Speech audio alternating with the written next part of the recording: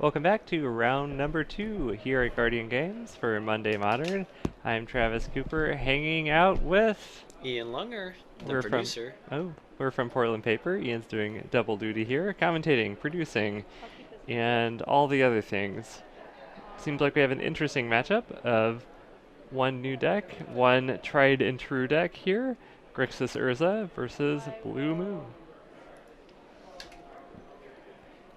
Yeah, Big turn 1 choice here. We've got a fetch on turn 1 into a basic island.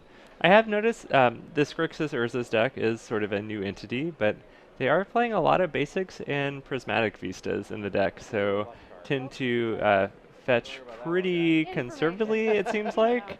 So curious how the card Blood Moon is going to be against this deck. I think not great usually, but you can always cheese out some 3-color decks sometimes with Blood Moon. I think that's the case. If we had seen Urza fetch a non-basic in that first fetch, I think there was a much greater chance of Blood Moon doing something. Although I think the cat will be out of the bag here shortly, and I think Urchin's going to be well insulated against Blood Moon. This deck performs extremely well with only basics. So for those not familiar, Urchin is playing a Grixis version of the Thopter Sword combo. Sword of the Meek and Thopter Foundry is a combo where for 1 mana you can gain a life, make a 1/1, and return Sword of the Meek to the battlefield after you sacrifice it with Thopter Foundry. And when you add Urza to the equation, you can go infinite with 3 cards. It kind of feels to me like a sort of natural progression past the KCI deck after it was banned. I know that the deck doesn't really play a ton like KCI. However, it is playing a ton of artifact toolbox cards and then ultimately trying to win with a combo finish. It's the Ichor Wellspring deck now. Fair enough. I feel like that card is going to be in some kind of artifact combo deck, and now it's Grixis Urza. Yeah, such an innocuous card. Actually made quite a bit stronger by this card. I believe this is it Goblin Engineer, Travis? Kind of like a time-shifty version of Goblin Welder here. We do have Goblin Engineer. We're going to pull it up on screen here in a second. So it enables you to sacrifice an artifact and return an artifact card with converted mana cost 3 or less from your graveyard to the battlefield. And when you enters the battlefield, you can go through your library and dump that card in the graveyard. So there's a lot of cool artifacts hanging out at 3 or less. Yeah, what do you think about the semantic difference between welding and engineering? Why has that resulted in a search function being added? Are engineers better at finding things than welders? Maybe, but welders can also put a bunch of like crazy shit together with, your welding setup and get some bigger things going. And engineers have a lot more bureaucracy to deal with, so they have some rules that they have to contend with whenever they're drawing up plans. So engineers can't draw up a plan to turn a Mox Opal into a Blightsteel Colossus quite as easily. Definitely not. That's going to break some building code violations for sure. Love it. Urchin just kind of building things up here. She is having... No, I guess not any mana trouble. She does have access to all of her colors with the Astrolabe and the Mox Opal. Mox Opal also kind of an underrated card that fixes for these Grixis Urza decks.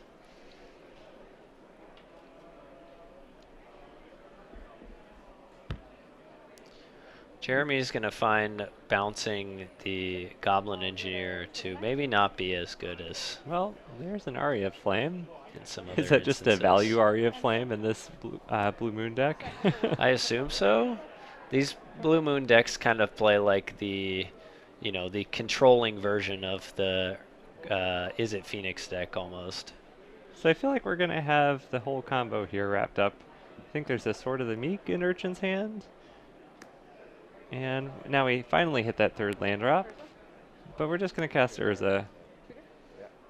And we're getting real close to the whole infinite situation. I think as soon as Urchin casts this sword, we are there as long as she has the mana to sacrifice it once. I think there are even some 0 cost artifacts left over in Urchin's hand.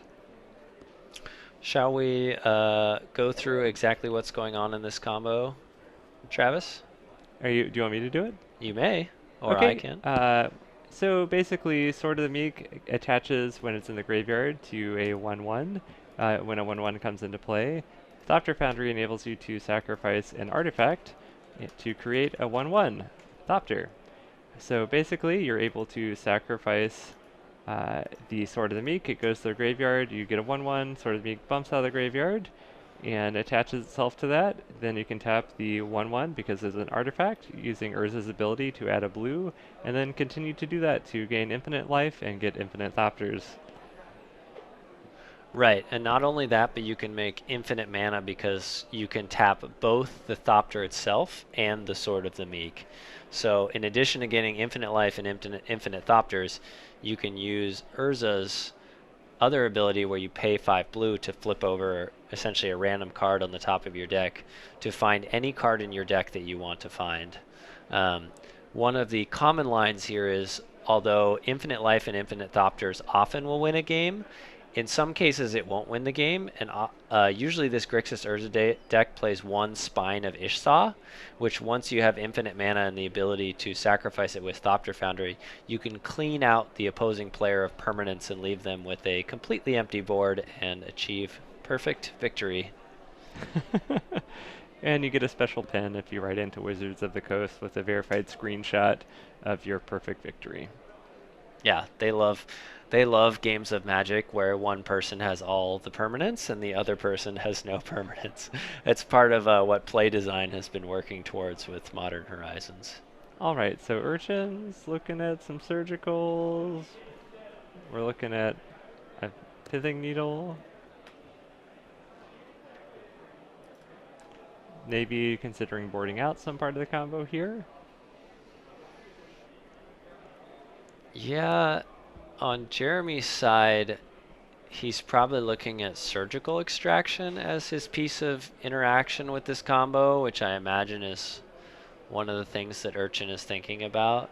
Yeah, and it's all right. It's the interesting thing about the Urza deck is that you have Urza come into play with that construct that's a pretty beefy beater on its own when you have a lot of artifacts, and you can actually just win by attacking with a large creature. Yeah, kind of the hallmark of a lot of the super strong tier 1 modern decks lately has been that they attack on multiple axes. And the fact that this Grixis Urza deck can have a presence as with that Karn token essentially and be able to attack the other player down in addition to being able to set up Ensnaring Bridge and sit behind it gives this deck quite a bit of game against the rest of the field. And Urchin's deck is going to be able to play a lot of silver bullets when you have the card Whir of Invention to go search those out. So you're able to play, because you have 4 Whir, some 1-ofs that are going to make you hexproof or make creatures not be able to attack you, etc. And you don't have to worry about really diluting your deck by putting a bunch of 3 or 4-ofs in there for specific matchups, or even your sideboard. You can have 1-ofs that basically act as 5-ofs with the Whir. And this deck has benefited massively by the fact that the format has sped up and Hogak has kind of become the deck to target, as it has mostly pushed Karn the Great Creator out of Modern in most cases, and Karn is a very, very good counter to this Grixis Urza deck. Yeah, Karn, the Great Creator plus Mycosynth Lattice was kind of the talk of the town before Modern Horizons became legal, but Hogak sort of gave that a swift kick, and you don't see a lot of Karns anymore. Upstaged it. It was like Karn was having a birthday party, and then, and then it became the next day, and Karn's old news now. It's Hogak's birthday now. Yeah, well, I feel like Hogak might be a little short-lived. We're probably going to return to seeing some Karn Lattice combos in maybe the next 4 or 5 months. Yeah, I mean, I don't. It possibly Hogak probably it was his birthday and he got married, and he really upstaged Karn in the realest of ways. They, I suppose, I don't know the gender of Hogak. Probably many of them. He's an awoken necropolis, so it's just tons of, like, I don't know what gender They are holds. an avatar. An avatar? Okay. Yes. Avatar creature type. So it's like a whole city. It's probably all the genders. Yeah. Let's go with that.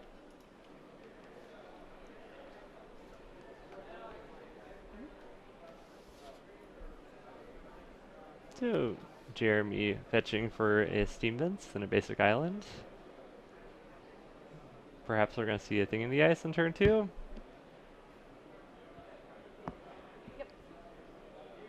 And there's a thing with 4 counters on it.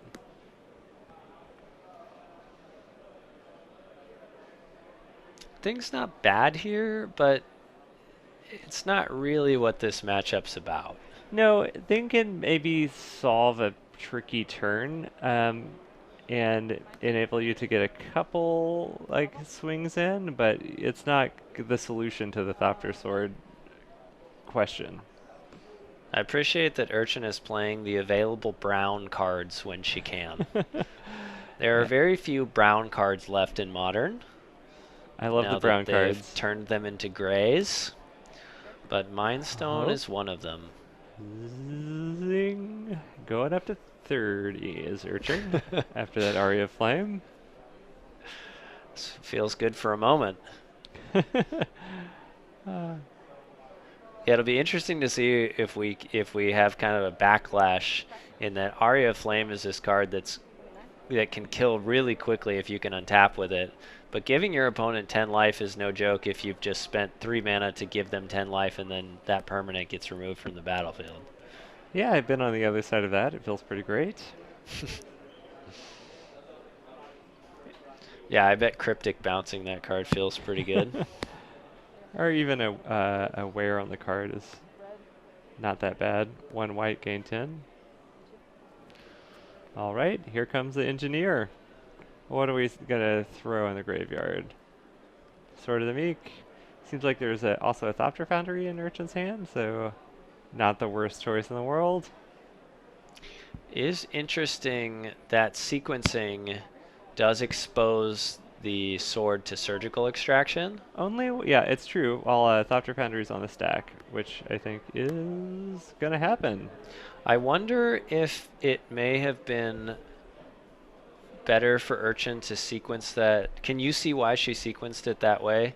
It feels like if you had played the Thopter Foundry first, you would be more insulated from. So I also might have been tempted at this point to Nihil Spellbomb myself if I was Urchin. If you want to have the access to the combo and don't really see Jeremy using his graveyard to great effect in the game, there could be something for just exiling your sword. Right. If there is another one in the deck, but maybe Urchin cited out most of them. Right, yeah, we're kind of Jeremy's looking through and has not seen another Sword of the Meek. Alright, now it becomes a puzzle. Alright, now we're Okay. playing Fair Magic. Well, that makes sense. I understand Urchin's line at this point, if that is the case. So that was some sideboarding strategy. So you do see why she exposed it to surgical? It still seems like having it there would have been. So what is a Pretty line that you solid. would have that you think would have left it surgical dead there? Play Thopter Foundry first, Okay. and then play the Engineer, and then the sword goes into the graveyard, and you're left with the mana from that Mox Opal, so you're able to, if Jeremy surgicals, sack an artifact in response to get the Sword of the Meek out of the graveyard. That makes a lot of sense. But it's possible that I am missing something that that Urchin knows about this deck, of course, as I have not played it. And Urza, Serum Visions. Alright. So Jeremy playing an Ashiok and minusing to mill Urchin.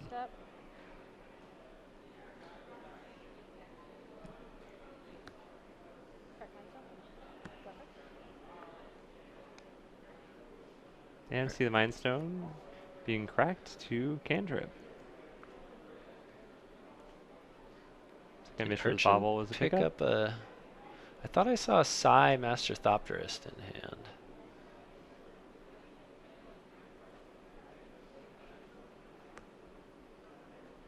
Maybe not. As if she had picked up a Sai, I would have expected her to play it before the Bobble. I think it might be an extra Thopter Foundry there And an an engineer. engineer. Yeah, so I was mistaken. Urshan takes a peek at the top card. We'll be drawing in on Jeremy's upkeep. In a grindy matchup like this, it's very possible that Ashiok is going to play a big role, and keeping Urchin from finding any silver bullets in that she's not allowed to search her library is a big deal here.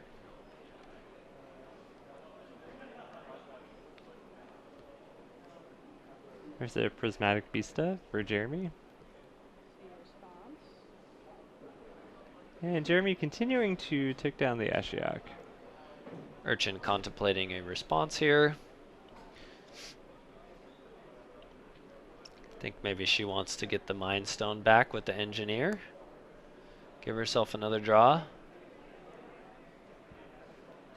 And she does. Tosses the Astrolabe, the sacrificial lamb, to the Ashiok. And there goes the ensnaring, one of the ensnaring bridges, and a Pyrite Spellbomb, and a couple lands. How do you like ticking down Ashiok in this board state? I don't necessarily think that I would have done it.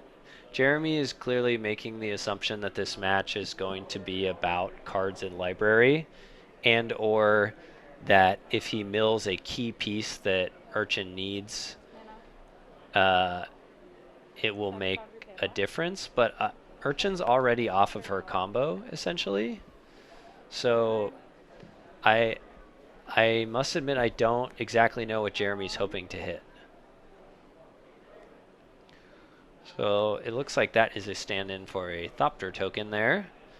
Urchin looking to, I assume, pressure the Ashiok here. That is one of the reasons why I don't really like down-ticking Ashiok that much, is that I feel like its static effect is giving you some advantage in the game, and if you're down-ticking it, you're leaving it more vulnerable to just being attacked. I like Urchin's timing there, getting the Thopters, enough Thopters to kill Ashiok here. She is not expecting Jeremy to be able to play 3 spells to flip the thing on end step, which I think is a good risk to take. Unfortunately, Jeremy does have the Cryptic Command, which is going to play a big role in getting him closer to being able to flip the thing in the ice and bounce all those Thopters and undo all of the work that Urchin has done here. So Urchin casting a Mox Opal and playing a Scalding Tarn. There is currently now a Sai sitting in Urchin's hand, but they elected not to cast it this turn. What are your thoughts on Jeremy fetching there at end step? Did he know the top cards of his library? This kind of okay, never mind. Now it makes sense. I had my legacy hat on. I had myself taking 2 the last one, going from 32 to 30. I had you from 31 to 30. Are you gaining I gained 3 3 life? from 29. Players are discussing life totals I here. gained 1 life before. And I see 30, 29, 28, back up to 29. Thopter Foundry does make this a bit complicated. Thopters in play, I've gained 3. and I have you gaining 2.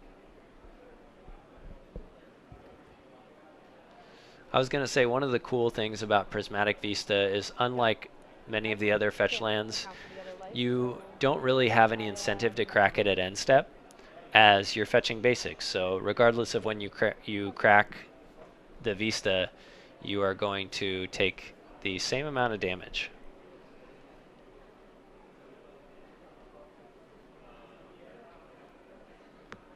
It's like Jeremy picked up a Lightning Bolt and elected to keep it. It will flip the thing, keep his Ashiok alive. And there is a Snapcaster.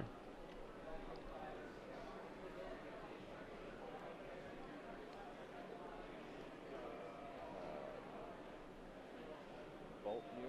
Bolt goes upstairs, that'll trigger Arya and the thing in the ice. 19. You take 4 from this. Urchin takes 7 total. Falling to 19, the thing will flip. That'll bounce all the Thopters.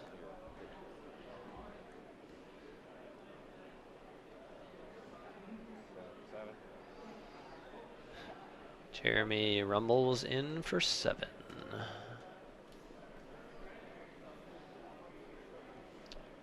And it looks like he will downtick the Ashiok. Jeremy has been very aggressive with the Ashiok this game. Looks like he hits a Grafdigger's Cage, an Urza, a couple other cards. A lot of times I would say it might be worth that just to get some information, but we already had a surgical for Jeremy, so yeah, interesting choices. Man, Goblin Welder and two Goblin Engineers, 2 Wear of Inventions are really, really bad against Ashiok. Okay. 5, 12, check. And Urchin will pick that's up the gonna be cards. some damage. So going down to 0, and then Jeremy taking that Oh, match. I had that one, but I misplayed. These are rough. Mm-hmm. What? There's a lot of things going on. Yep. No, I misplayed. Damn it. Oh well. Aria Flame, really interesting there. Yeah, yeah. That card does sneak up on you. I think if you do not get that card off the board very, very quickly, it comes out of nowhere and oftentimes is killing you the next turn or shortly after. And it feels like Jeremy is just playing it as a win condition, similar to kind of like a Planeswalker, but you can't attack it, where Jeremy's deck isn't really built around huge storm counts, but is using that card to be an enchantment that's going to just end up winning the game by dealing damage when you're progressing your game plan of controlling the board, maybe locking people out of mana, etc. Yeah, it looks like opting not to play kind of the more aggressive combo-y Kiki Moon version of the deck that has been popular of late. Kind of the twinless twin, so to say.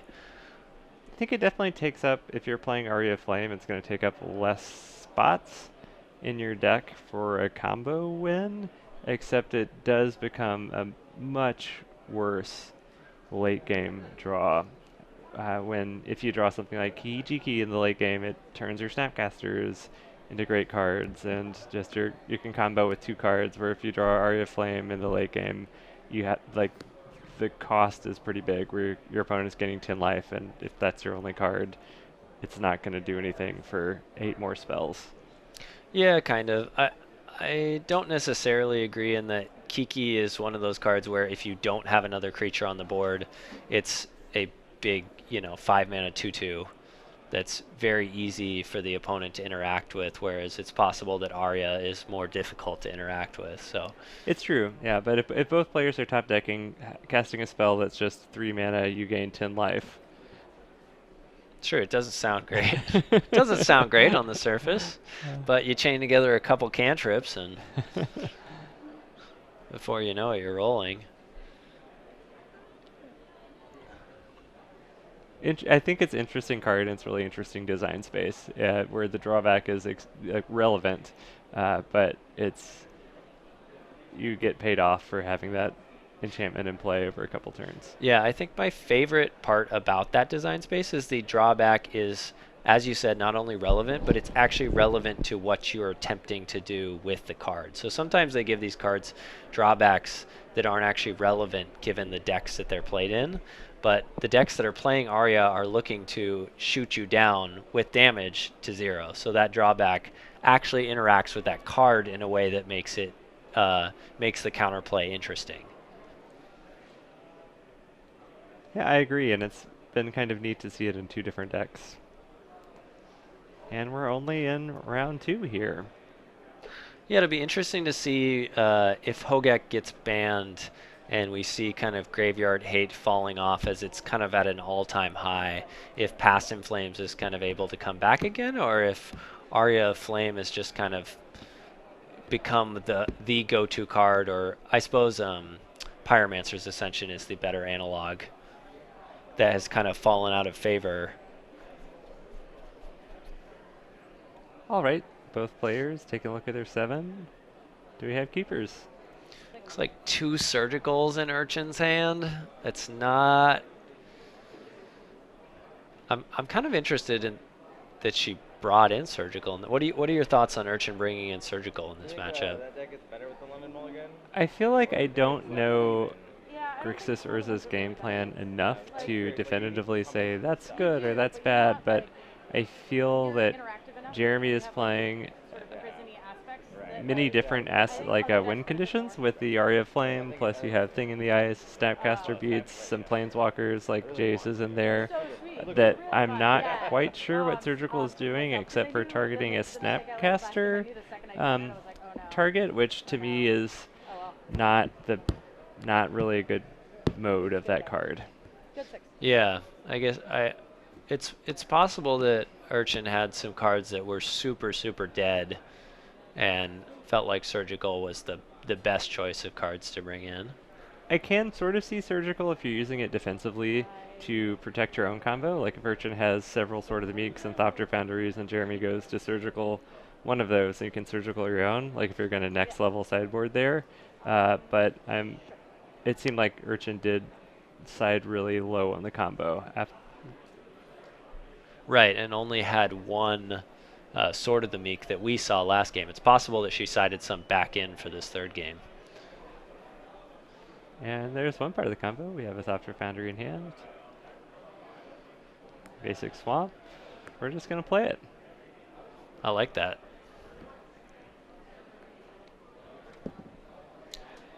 Jeremy will fetch here. It's been interesting lately. I've seen an uptick in the control decks. Blue-white control is the most popular one lately. Running up to 2 Spell Pierces main. When the format speeds up, you have to take those negates out. Yeah, Get your spell pierces in. when the first 1 to 2 turns are the most important turns of the match, Spell Pierce is pretty good. Yeah, we see a lot more spell pierces than negates in Legacy. For that reason. Looks like Urchin picked up a copy of Prismatic Beast as well. I see a Prismatic Beast, a Lightning Bolt, that Goblin Engineer. Is that a Surgical hanging out there? I can't quite tell. Yes, it is a Surgical Is on it the far 2 left. Goblin Engineers? I think it's one a bolt and then maybe I'm not sure what that final card is.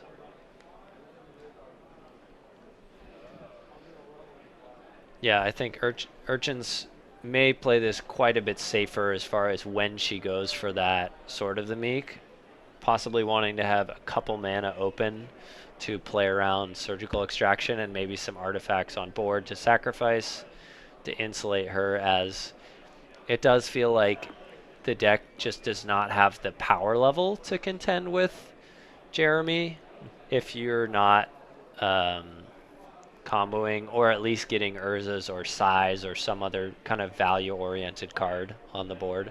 It does feel like this Grixis Urza's deck is more kind of resilient than the old KCI decks where you have multiple plan Bs. Like Urza's just a good card, and Size just a good card, and Thopter Foundry is like a 2-card combo. But it does play maybe a little bit of a later game than KCI does, where you're going to have to grind out a little bit. And yeah, Jeremy is also wanting to play perhaps a little bit of a later game. Yeah, it's possible. I do feel like KCI kind of in its evolution got to a point where it was really able to grind through an insane amount of removal or disruption with cards like Scrap Trawler and Engineered Explosives, kind of able to clear the way from any number of things. This Urza deck is kind of more in the toolbox side of things, not always trying to blow stuff up with things like Engineered Explosives, but How do you like, it's a Lightning Bolt a main deck inclusion in Urza, Grixis Urza, or do you think I that's a have no separate card? idea. It's another card that I'm a little surprised to see. I imagine that it was maybe a main deck card. I can't imagine sideboarding it in this matchup, as Lightning Bolt is kind of notoriously bad against Thing in the Ice. Counter, draw, sure. So I like Urchin's timing here. She now has a mana up. she now has a mana up when she casts the Engineer, so she's playing around Surgical. Unfortunately, Jeremy able to get to 4 mana and thus able to Cryptic Command the Engineer. And perhaps the lightning bolts in the deck for something like a meddling mage. Do you have an additional out, like with Pirate Spellbomb plus lightning bolt to meddling mage, naming one of the combo pieces? Sure. Sure. Yeah, I can see that.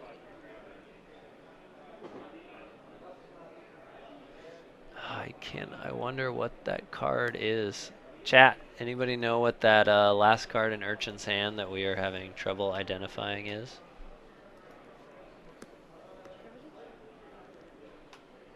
Urchin continuing to cantrip here. And picked up a Dark Slick Shore. Looks like we've got an island and a Mishra's Bauble on top.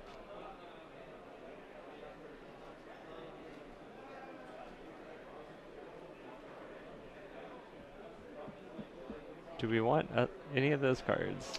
I kind of think not. Yeah, I can't. I feel like Urchin has to get moving here, as you do not really know how much time you have against an Aria. That card, as we've seen before, can accelerate extremely quickly into a win.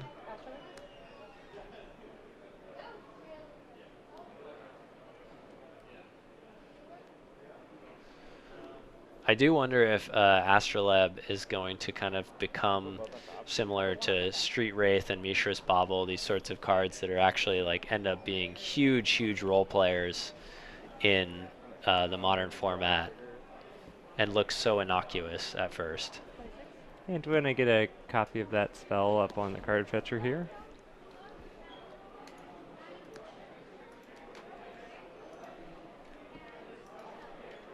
Seemed important enough for Jeremy to counter it and draw a card. I think if Jeremy's looking to kind of continue accelerating, probably worth it. You're denying Urchin the card draw off of it. You're not. She's pretty set on mana, so I don't think you're doing a ton to mess with her mana here. But I can certainly understand the choice.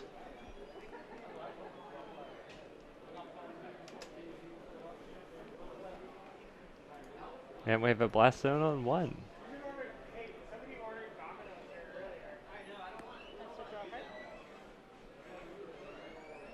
End of turn, Urchin's going to crack the Pyrite Spellbomb to draw. You don't say blow up. It's a bomb. Oh, I feel like it only blows up if you use its Pyrite mode. Okay. Its red mode. Otherwise, Fair enough. it's just an egg. Hmm. You're just cracking it open in your skillet, making a card omelet. All right, we get an Ensnaring Bridge. Probably a card that was left in as a contingency plan here. Yeah, it does not look awesome here against an active Aria Flame. It seems like Urchin has kind of been on the bad side of variance in terms of not drawing any of the big payoff cards like Sai or Urza. Yeah, I think she really needed to resolve that Engineer, and I can completely see why she was waiting, as she felt like she got punished last round for not having the mana open, or I guess for a different reason last round, but if she'd cast it without having mana open to get the Sword of the Meek back, she may have found herself in a similar situation to last game.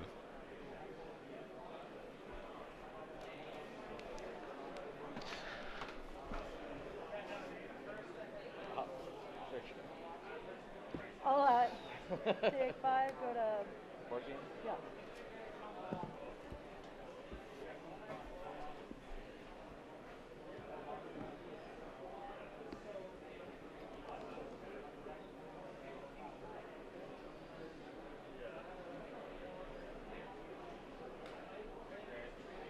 It looks like a surgical was used targeting Opt, but Jeremy happened to have the third Opt in hand. It will deny the Snapcaster that had targeted Opt in the graveyard, so Urchin is saving herself, it looks like 6 damage from the Aria by hitting that Opt. Looks like Jeremy has a surgical, a factor fiction. Is that a sleight of hand? That's not sure what the third card in Jeremy's hand is. Well, it's something that's in 7th or 8th edition. Yeah. Sweet art.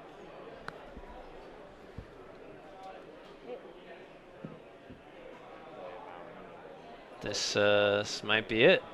Jeremy's got 2 spells, and the Aria will finish things off.